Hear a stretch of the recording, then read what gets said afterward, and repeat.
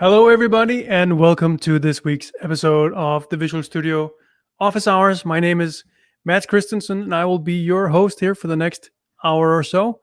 And today we have a super interesting topic, and we're gonna geek out a little bit. We're gonna be pretty technical, which I know a lot of you love when this show is very technical. And I think it's not gonna get much more technical than today, because we're gonna talk about architecture, and we did that back in June.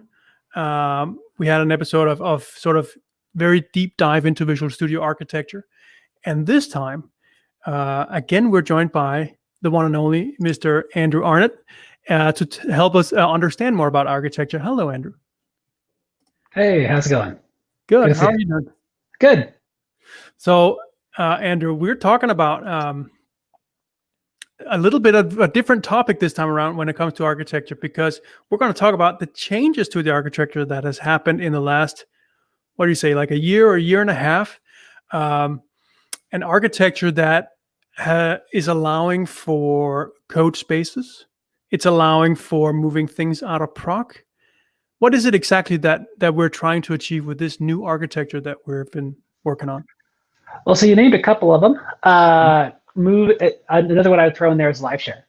LiveShare has been incredibly successful. A lot of customers are using it even for just work from home scenarios, which was surprising. And so we want to get as much of the functionality of Visual Studio accessible from another process as possible, whether that's because it's a LiveShare guest or a code space client or whatever. And so we need to make all of our functionality available remotely. And in the process, to overload a term, in the process, we want to move things out of the process because as long as things are remotable, that means they don't have to be in Proc anymore. And so if we can move core functionality from the dev and vegz process to other processes, then that gives us opportunity to go 64-bit to improve reliability, so that if something almost, I won't even say today, most of the code, I don't know if it's even safe to say that most of the code in VS runs inside the dev and process anymore, because we've moved so much core functionality out, but there's still a decent amount. And when that code crashes, of course, it brings down everything and you lose all your work that hasn't been saved. So the more we can move things out of Proc and keep dev and vegz stable, very isolated, clean process, the more likely we are to have a reliable, performant system that customers can appreciate. Yeah. And so moving things out of process, that also means that process could live on another machine or on the internet, right? It doesn't have to be like we can. There's new scenarios that are being enabled, like code spaces. But is that true in practice though? That just because it's out of Proc, you can also then remote it from different machines and so on? No, that is something we're looking at, and we are leveraging that, as you point out, but it's not a given. As soon as you leave the machine, you're not sharing the file system. You're not sharing the registry. A lot of these things that people take for granted, hey, maybe you're writing a Roslyn extension and you're already in a Service Hub process to do that. But you might make assumptions in your extension that, well, I can touch this file because VS will then read it because the file exists on disk. So as soon as you leave the machine, you have to assume that everything has to be remoted. You can't access the file system directly. You have to go through one of our remoting file system abstractions. In VS Code, that was already available. In Node, I guess that the VS Code extensions as they are Node extensions, they do have access to file APIs, but from the very beginning, they offered their own iFile system or something interface so that extensions could use that. And as a result, VS Code had a very smooth transition with code spaces to move extensions to another machine. In VS, we've got to move your extensions out of Proc, and then we've also got to, if we were going to move extensions to another machine, separate from the one that the VS is running on, we'd have to offer a comprehensive file system abstraction as well. Okay, so if we just take a step back for a moment, there seems that there's a lot of pitfalls, or there's a lot of things to enable through this architecture that seems like very hard problems. Is this like a let's do one thing at a time type of exercise? Like, how have you been thinking about this architecture when there's so many different moving parts when you started out, and then how does that then move along till today? So we really want to do the right thing for the customer, both sets of customers, the people who write the extensions and the people who consume VS and consume those extensions. And so we have a really difficult balance that we want to make, as far as if we're going to move extensions out of Proc and we're interested in doing more interesting things like possibly moving things off of the machine, or whether it's client server separation or whatever. Basically, we generally, from release to release, we want to keep as many extensions running as possible. And this is no different, actually. None of the plans that we're making will upset existing extensions for existing scenarios. So really want to hit that point hard. This doesn't mean we're changing the world for existing extensions, but in the new scenarios where VS is broken up across machines, or similar significant new scenarios, there is going to be a new remotable API to allow extensions to do what they need to do, and extensions authors will have to do work to adopt that. So the tension is, well, as long as extensions have to do work to participate in a new scenario, should we minimize that amount of work, but also miss an opportunity to renovate the API, make it easier, make better documentation, but just make it easier to consume, so that some of these APIs that are out for 10 or 15 years actually feel like they were designed for .NET instead of C style programming, for example. So we could ask extension authors to do a bit more work and win 10 more years of great extensibility API as a result of that, that over time they'll probably love. Or do we minimize the amount of work they have to do to bridge this gap, but then we're still living in this strange hybrid of APIs that were designed across the last 15 years? Oh yeah, that's an interesting, like, short-term versus long-term considerations, I guess. Yeah. But internally, we had to go through those making those decisions ourselves, right? Because any piece of Visual Studio is kind of also an extension, and so as like using the same APIs as extension authors would use, right? So didn't we have to go through that exercise ourselves and then break up and re-implement a bunch of new features for this to work? We want to. We need to do that eventually, but at the moment, the remotable APIs are a small subset of the total APIs that extensions can access today. So there's a lot of work we need to do to allow extensions to have an equivalent experience. For now, that isn't a big deal, because at the moment, the way Codespaces is architected, we still have a great deal of code. The scenarios that customers use today are still running in Proc in the server. So while we've exposed only the parts that the client process and on the client machine need to access are exposed. So that's sort of a front end or high level API. The user invoked a command. Fine, that's one very simple API, because every command basically has the same set of data that gets sent to the server, small API, but then internally that command is implemented in VS on the server and may access dozens and dozens of old APIs that aren't remotable yet. Okay, so it's basically we're bringing more and more of the internal, what we call services inside Visual Studio. We're making them remotable, like one by one, and so is it a piecemeal process? Do I understand that right?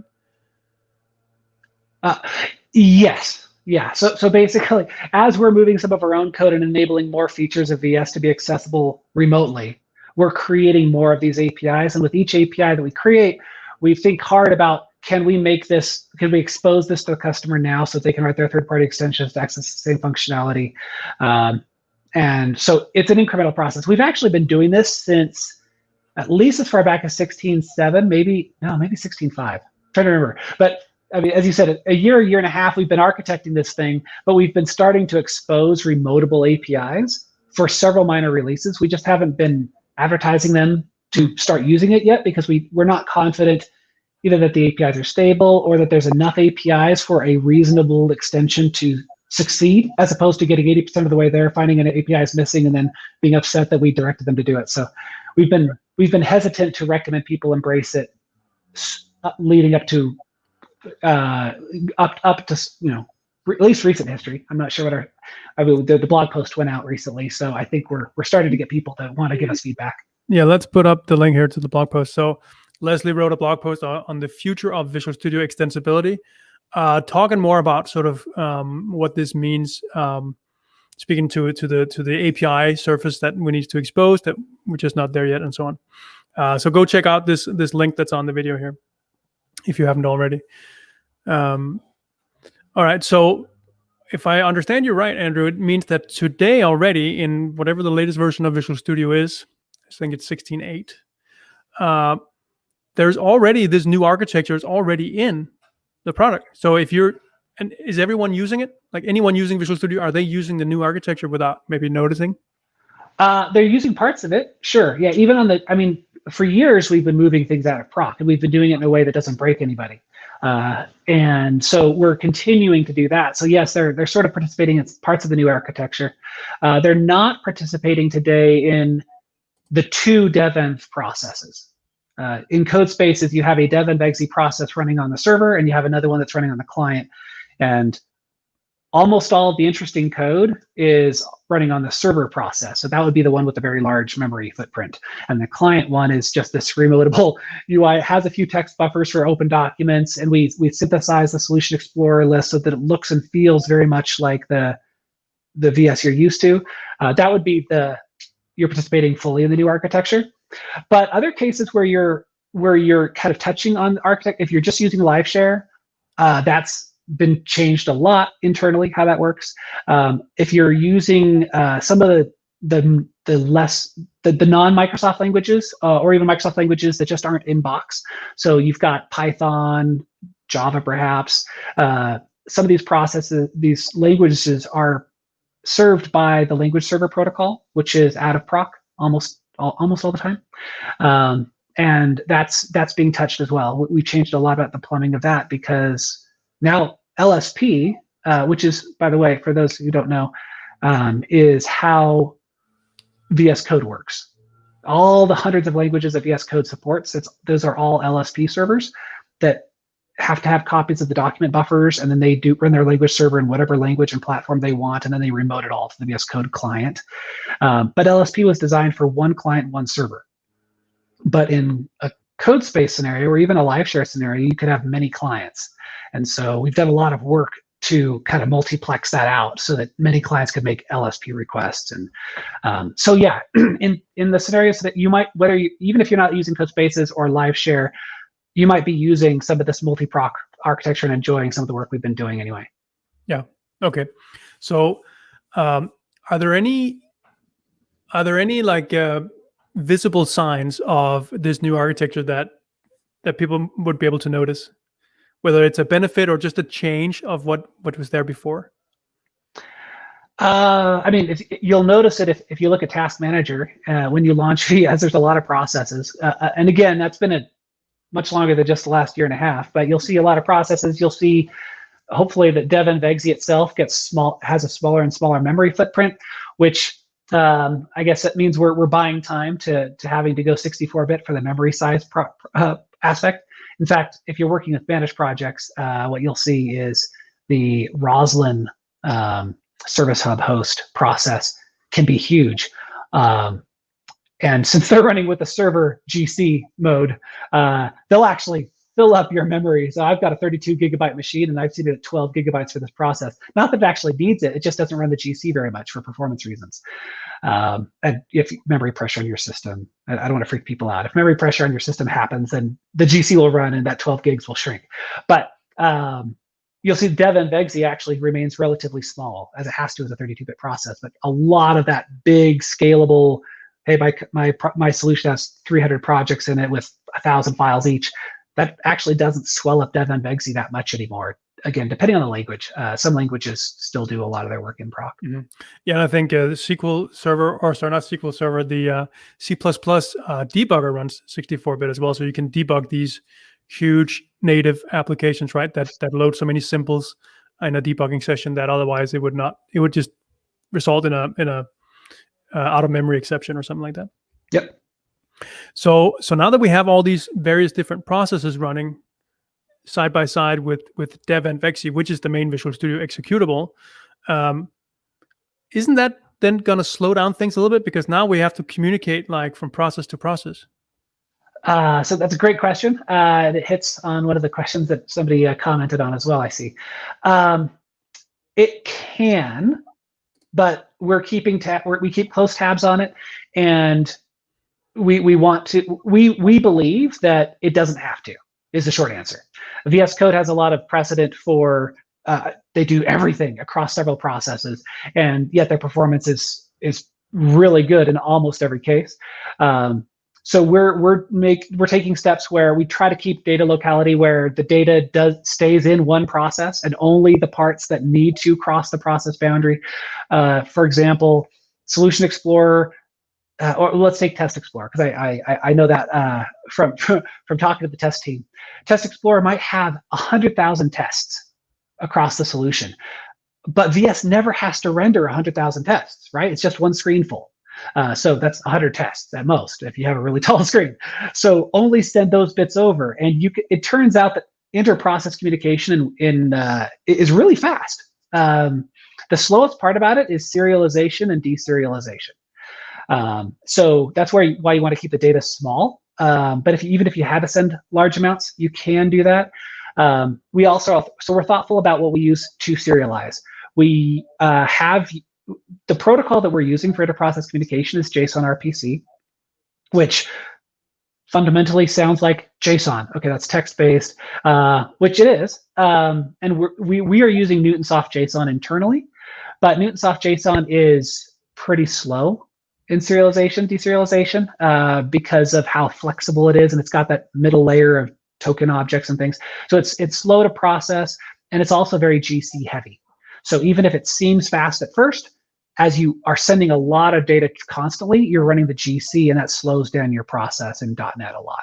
And so actually what we're doing for the high traffic inter-process communications, we've switched from using JSON as a text format to using messagepack, which is almost identical to JSON as far as the structure of what it can represent. But messagepack, particularly the library that we're using, is 10x faster than JSON. And so it has almost no memory pressure. So yes, there's a risk that spreading work across processes can slow us down, but we're aware of that, we're mitigating it, and we feel like we're doing a pretty good job. Is messagepack capable of the client that is receiving messagepack messages? Is that client able to start parsing and make use of the data before the whole stream is come to an end, before all the bytes have been transferred? Yes. I know JSON has issues with that unless you do like a certain formatting and something like that. Right. So I mean, the schema for messagepack and Newtonsoft JSON and JSON are similar. And when I say messagepack, we're still using JSON RPC. And we do, so we are still sending messages which are processed as a unit. So for example, if Test Explorer were to say, hey, here's 100,000 test records, and they sent that in one message, yes, we would deserialize that whole thing before handing it off to be processed by that process. So another technique that we use is incremental. We've done a lot of work in the library that we use, which is streamjson RPC, to allow for streaming of large packets of data. So if you had 100,000 records, you actually just say, hey, I have a bunch of records, and then VS or the receiving process can pull as many as it wants, and it can process them incrementally. Yeah. And so is this something that everybody can use, like streamjson RPC? Is that a NuGet package? Yes, it's open source. We've been using it for years. We developed it originally open source, and we're consuming it ourselves. Mm-hmm. A lot of applications, server and client and mobile applications, use it. Officially, we don't support people using it outside of Visual Studio. So if you're a VS extension and you're using it, we'll support you. Other than that, you could. We do see issues from these app authors filed against streamjson RPC, and we do our best to get to them. But there's no promise of support. But we do take PRs. Yeah, and I think you're being a little bit modest because you say we wrote it, but you wrote it, right? I wrote most of it. It was a team effort originally. We had several people working on it. Since that, I've done a lot of the maintaining. Okay, all right. So this is kind of exciting. So that means that we're setting ourselves up to, like, we have these infrastructure pieces. Like, we now know how to move things out of Proc. We used like LSP we use streamjson RPC, we use these different protocols and so on. Does that mean that it will be easier for us going forward? Like we kind of did the grunt work up front, and now we can more easily move things out of Proc. Is that the same, or is it like a 1-2? Like it's different every time? So moving the legacy parts out of Proc, it's usually comes with unique challenges each time. But having the precedent for how we solved a particular problem before, and have dozens and dozens of those does absolutely make moving more legacy code out easier.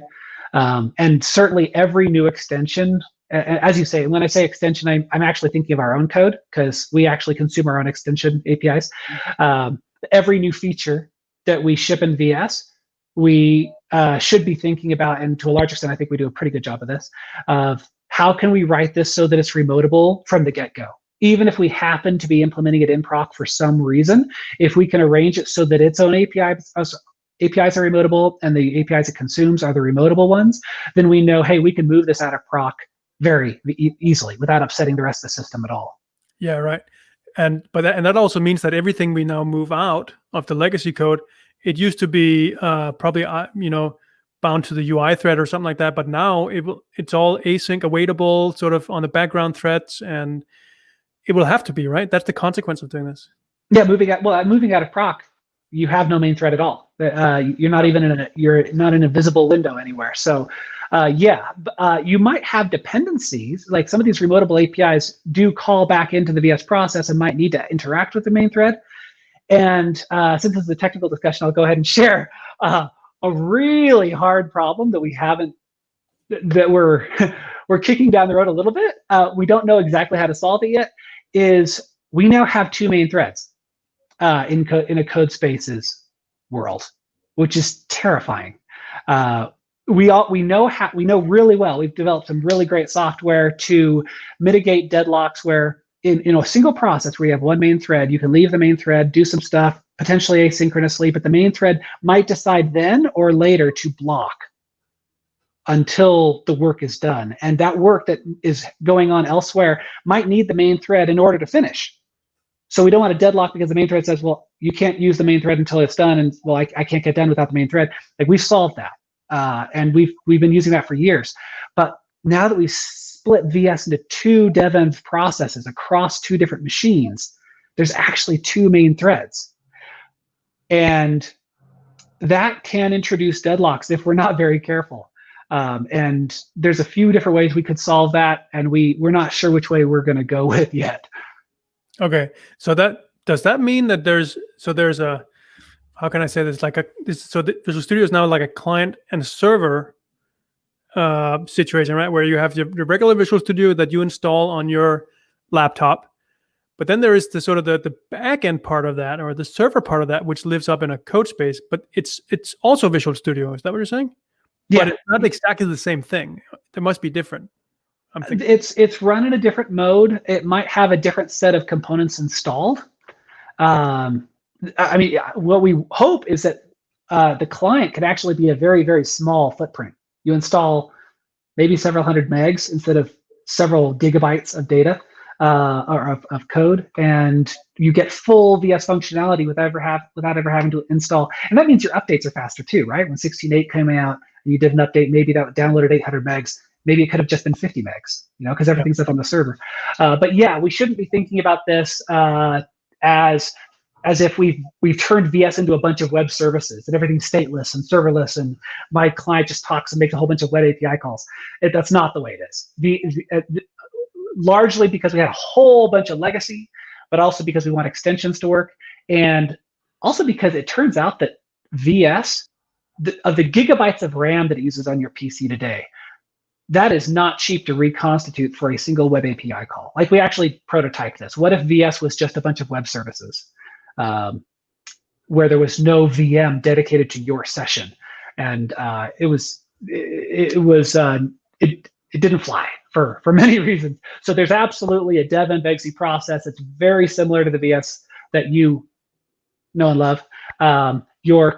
Today, when you have one dev-env process, if you were to think about architecturally what we've done, we've basically moved that process from your box to the server, and then given you a new small footprint of a client that talks to it. So it's not that we created a new server, we moved the client to the server and then created a new small client for you.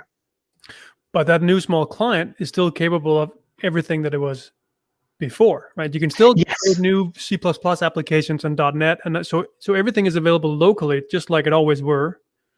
Yep. And on the server, we now have, we also have Visual Studio, Dev, and Vexy, but without the stuff that doesn't make sense when you're relying on UI. It doesn't have a shell. Maybe it doesn't have so dialogues and stuff like that. It has sort of the underlying backend logic.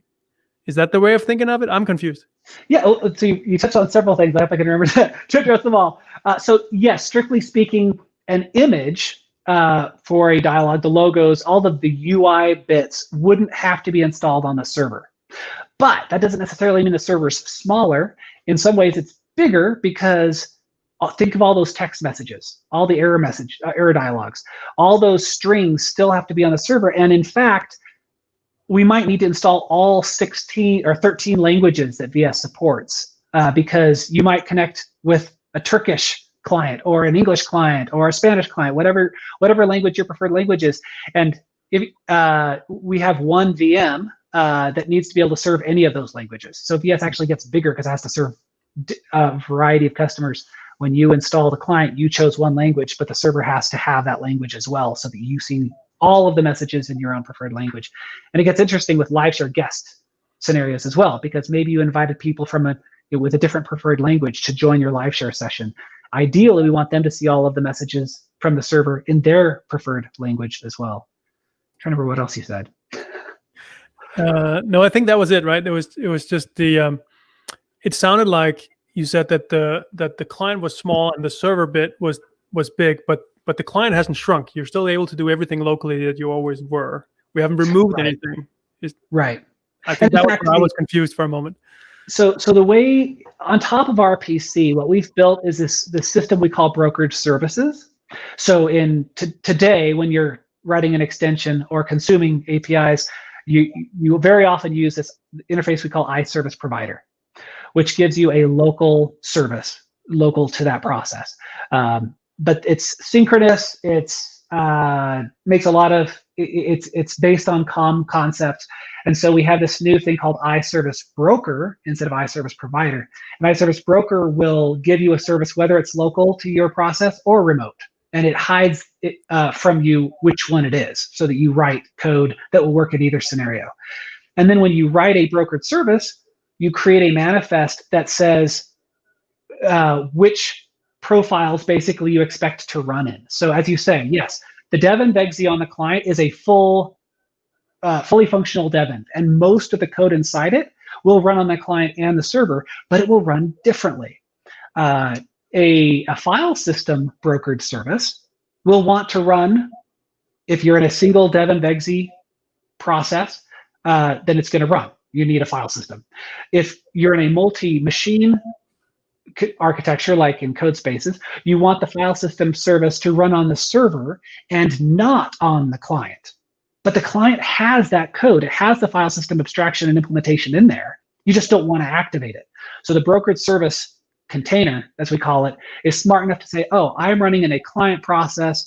You asked for the iFile system brokerage service, but as a client, we're not supposed to activate that, so we're instead going to ask for that service from the remote machine over there.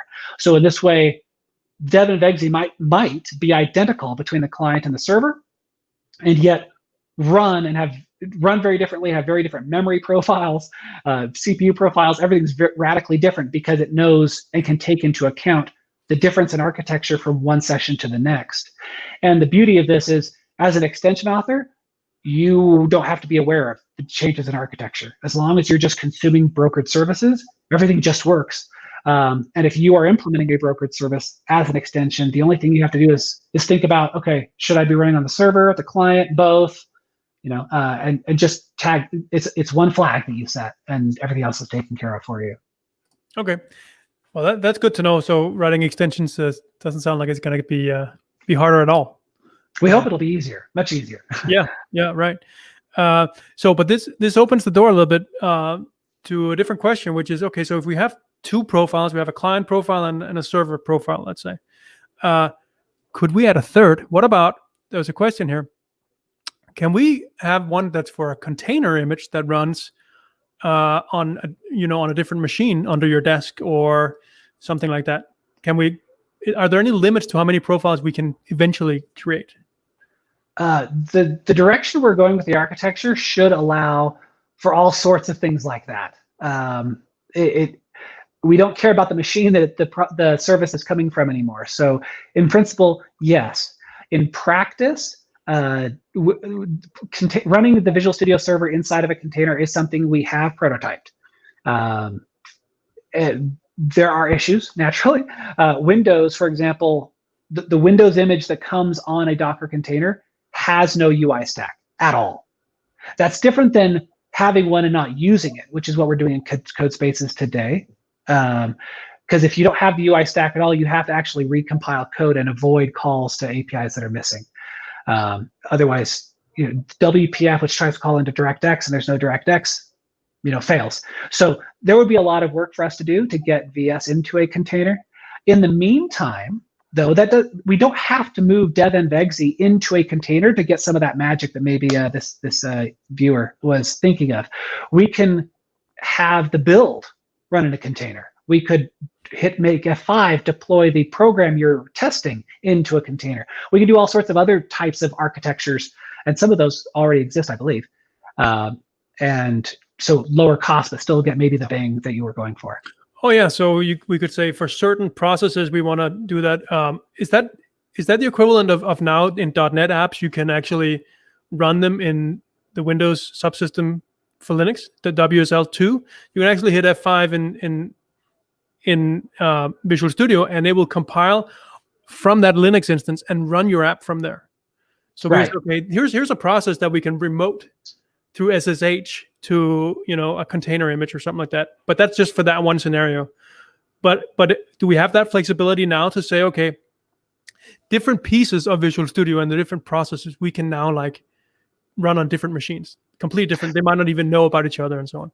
So the architecture allows for that. We haven't, and there are some cases, I believe the test team and the debugger team, both test and debugger teams are actually looking at using brokerage services and hosting them in their own processes, which could even run on different machines, yes. So we are going in that direction, and we want to do more of that. Another thing, as long as we're talking about Docker containers, the ability, as you say, we can already do this. I believe ASP.NET, for example, allows you to just build inside of a Docker container using Docker files and things.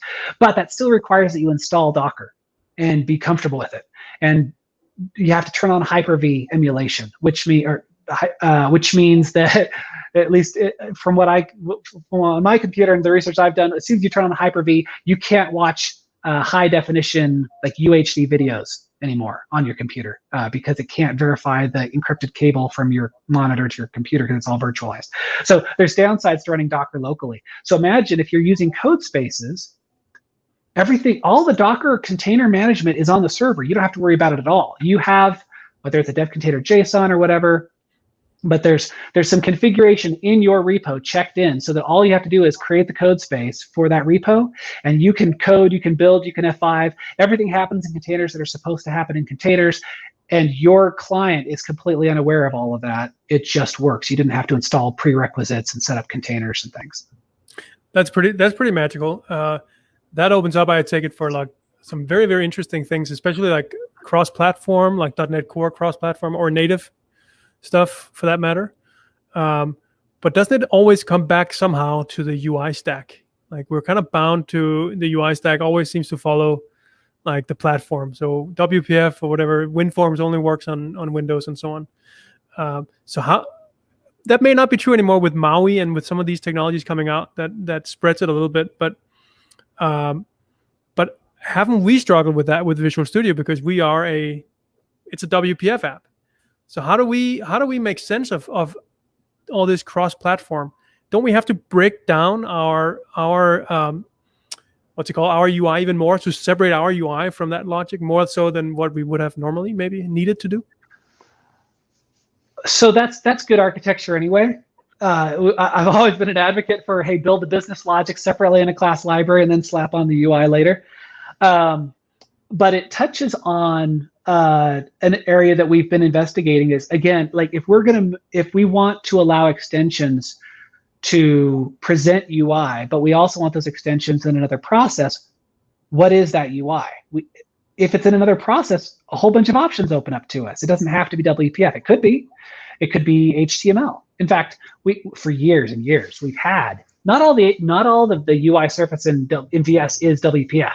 We actually have HTML, and I defy you to find it because we do such a good job of making it look like it belongs in Visual Studio. The diagnostics tools window when you hit F5, that's HTML. You shouldn't have said anything. We should have done like a guess where HTML is hidden in Visual Studio.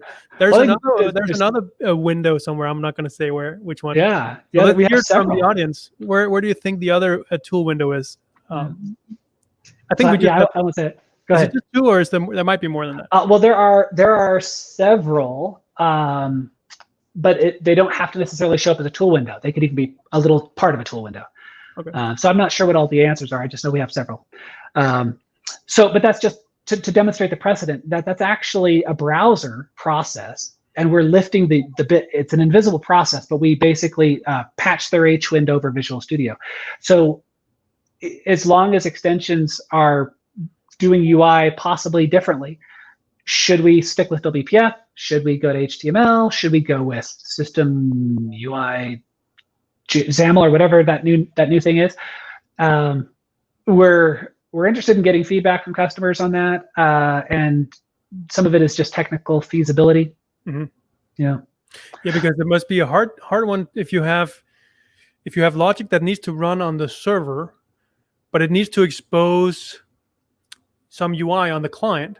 Then now you have to have support for this feature or whatever on both sides. So internally, we would have to build that support in both places, and extensions would then also have to live in both places, maybe, right? But both places, do you mean just both a server client scenario versus a split server client?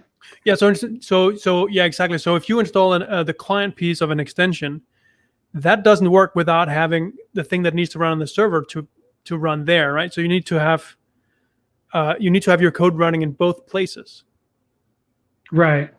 Well, in some scenarios, yes. And we want one imperative that goes into our architectural design is we want you to just write the extension once, because we want that too.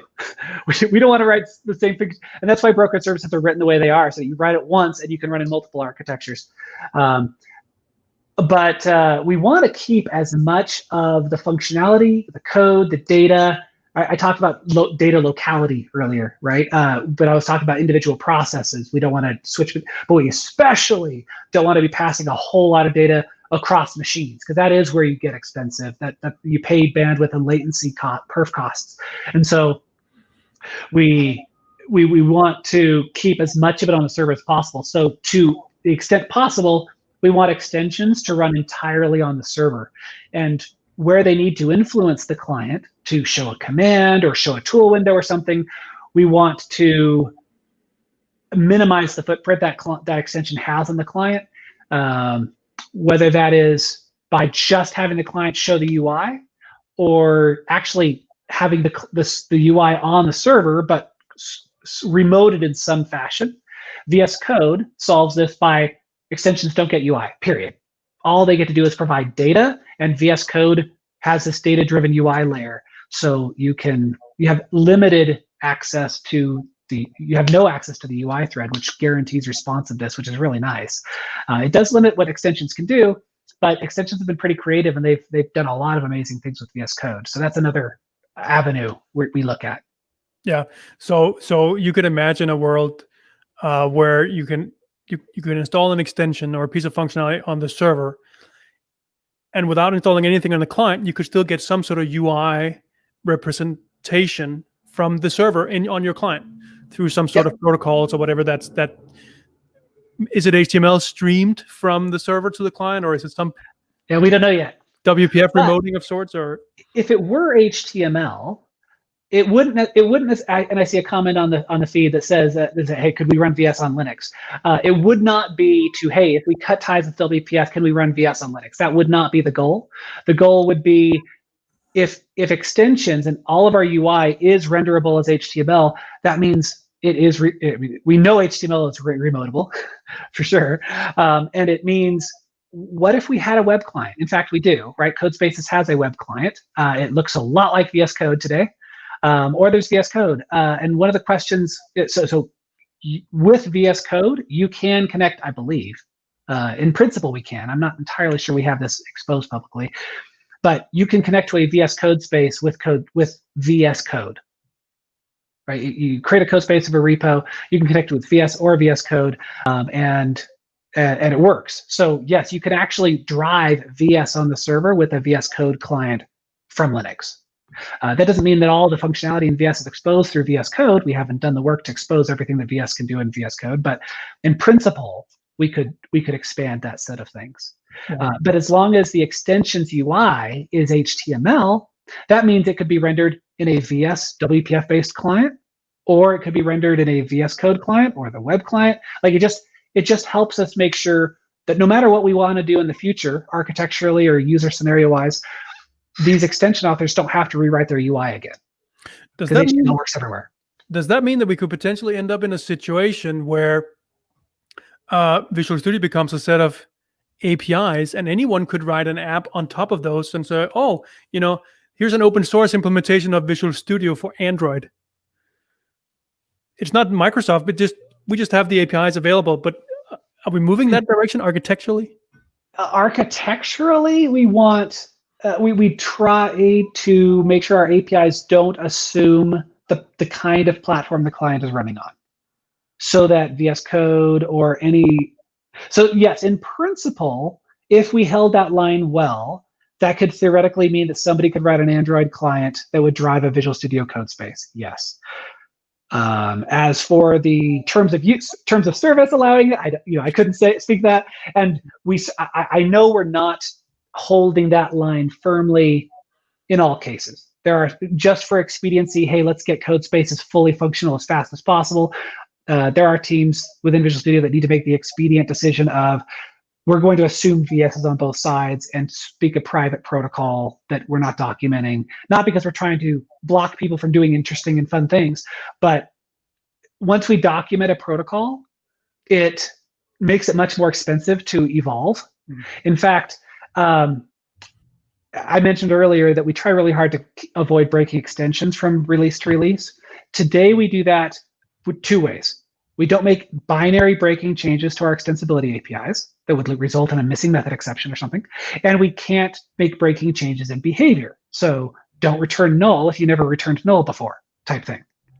But we have a whole new vector for breaking changes that we always have to consider now, which is a complicated problem, which is we've never had to deal with a mix of VS versions in one session before. Except live share scenarios, yes, but live share team did a good job of isolating that, so we didn't have to worry about that. Now the whole VS team has to worry about, well, my client is one version and the server is a different version. And so although within a given process, all the versions are coherent, the versions are not coherent across machines. So how do you deal with that? Now, adding a method on one side could sort of be a breaking change, because if you're calling from the side that expects the new method to be present, but your service got redirected and was coming from the other machine, the method doesn't exist. So even adding a method becomes a breaking change. Or rather, taking a dependency on a new method becomes a breaking change. So it's tricky. And we've got some versioning rules around brokerage services to help mitigate some of that, but people will have to be aware of this when they're asking for services. And we have ways to do version checks as well. Okay.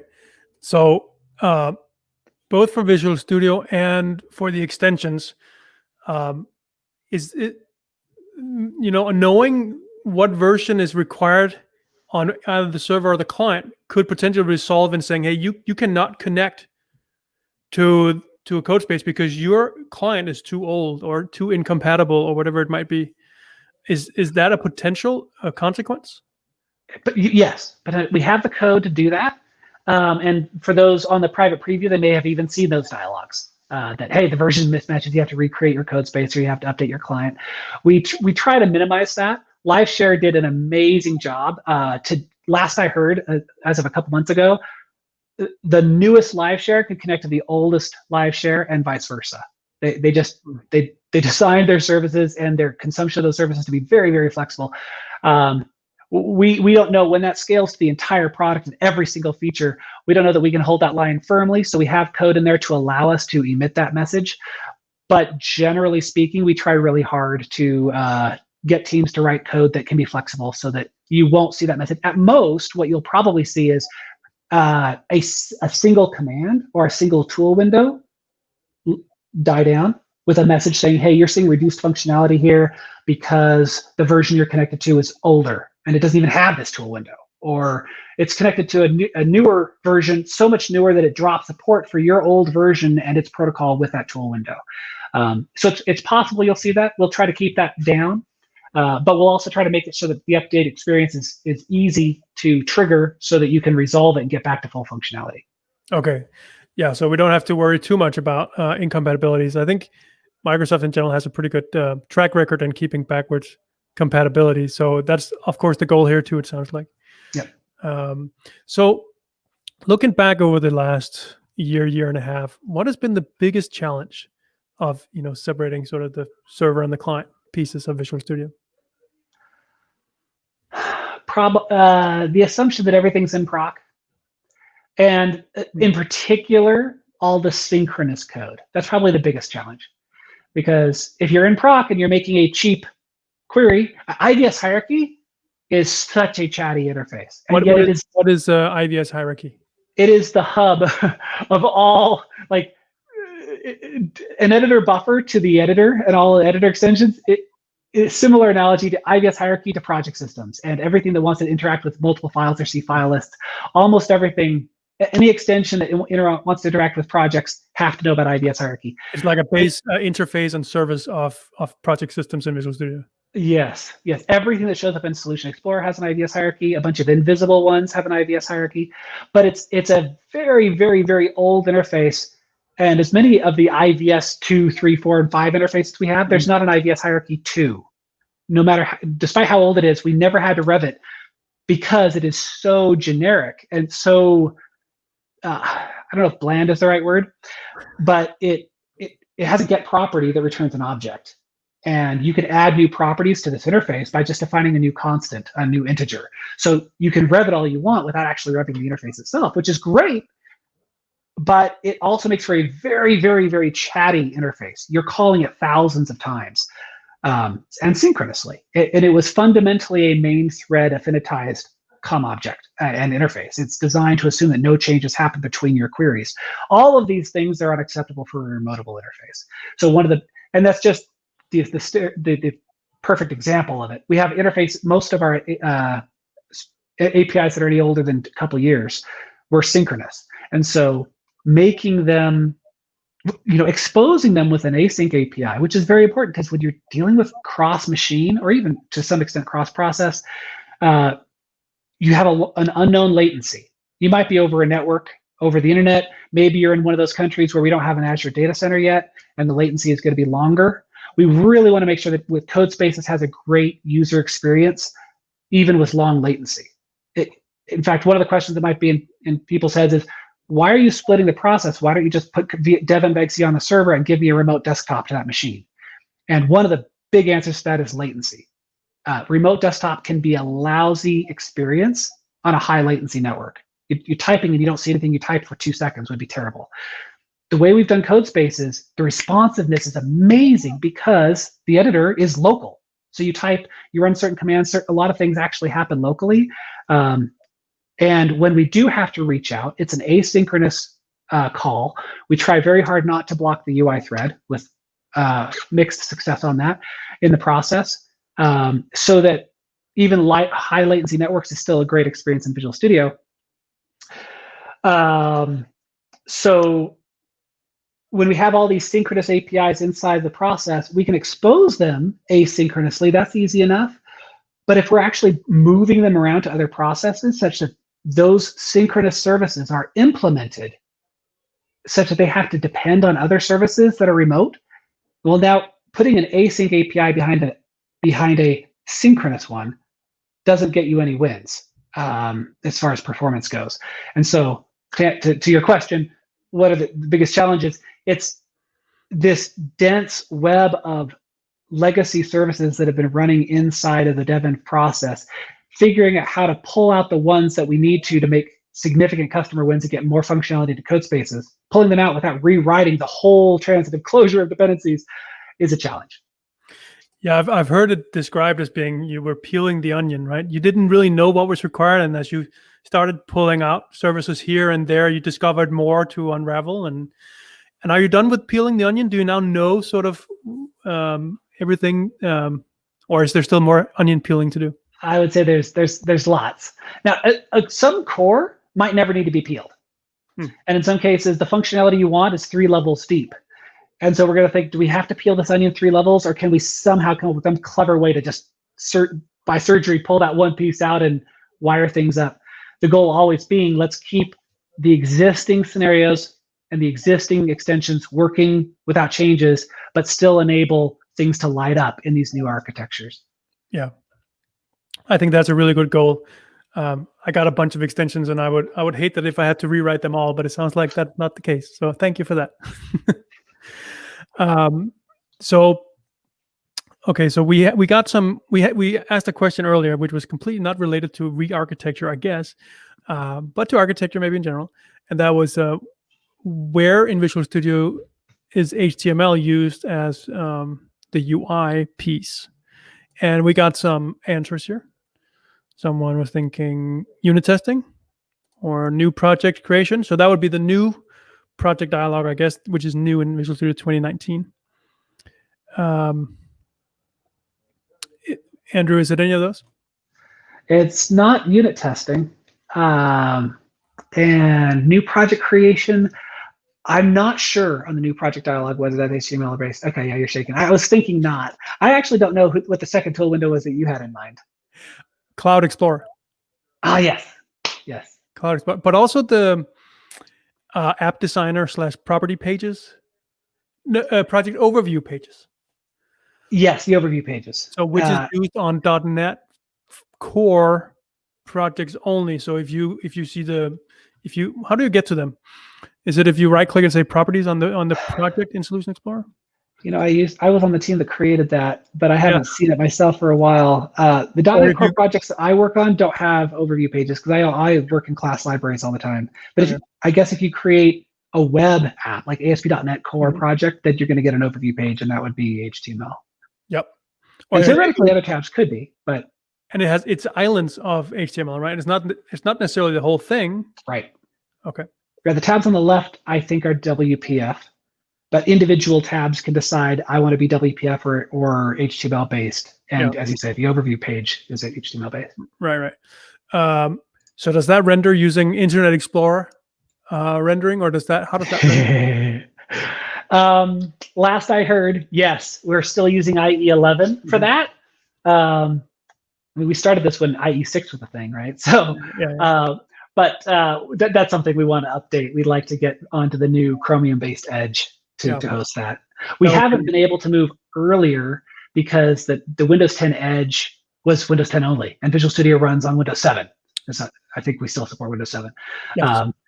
So I think Windows 7 just ran out of support, right? Okay, so maybe 7. Yeah, the Windows 8 then, whatever. We needed VS to run lower than Windows 10, and Edge wasn't there. But now Edge is on Linux now. So I mean, it's on older versions of Windows too. So we're looking at updating the browser engine to be something newer than IE11. Yes, that's a long-standing feature request from various people, extenders and whatnot, to maybe have a web view and stuff like that. So, but of course, that doesn't make sense with the Internet Explorer 11 rendering engine. We need Edge Chromium, so we get a fully modern experience.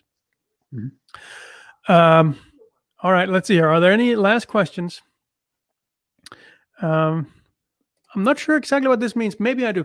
Are you considering adding a new cool but breaking changes to Visual Studio that would require basically another installation of Visual Studio? Like, are we branching off Visual Studio that we might need another installation for the new cool features that doesn't work in the older one? I'm going to say short answer, no. But we do, when we do make breaking changes, we try to save them for major version changes. So dev or Visual, I don't know what the next brand name will be, but the current VS that we're shipping, 16.8, we call it Dev 16 internally. Dev 17 will potentially have some breaking changes. I'm not aware of any that we're planning right now. But back in the Dev 10, Dev 12 days, every major version was side-by-side installed. And we took advantage of that. Now that we're shipping every 6 weeks or so, I can't remember exactly, but we're shipping a lot more frequently, and we're adding value each time instead of just doing servicing packs. We still ship the major versions side by side. So if we have to make breaking changes as part of this re-architecture, yes, we would do it in a major version update, and yes, that means it would be side by side, which would be basically another installation of Visual Studio. All right. So here's another one. Should I tag the Visual Studio Twitter account when I'm posting questions online? I assume it's Twitter. Yes. So if you have any questions, tag Visual Studio, and we'll figure out and reroute it to the right engineer or program manager so we can help you out. So yeah, do that. We also have a Gitter channel, right? For extenders. That's an extender channel only. Well, it's for anyone who wants to join, but it's if you ask a question on Gitter IM/Microsoft/extendvs, I believe it is, then some extenders hang out there. Yep, that's right. Okay. Here's a quick one, Andrew. Very quick. One word answer. Pancakes or waffles? Waffles. Pancakes. All right. And on that bombshell. It is time. We have spent a whole hour talking about architecture. Thank you so much. Pleasure.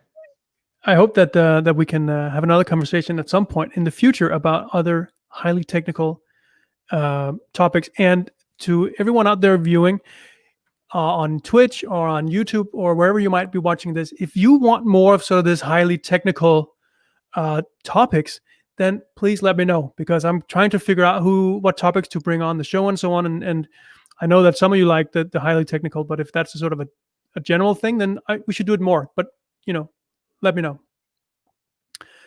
And on that, thank you so much. Have a great rest of the year and holiday, because this is in fact the final show of the year. So thank you so much, and see you in the new year. Bye.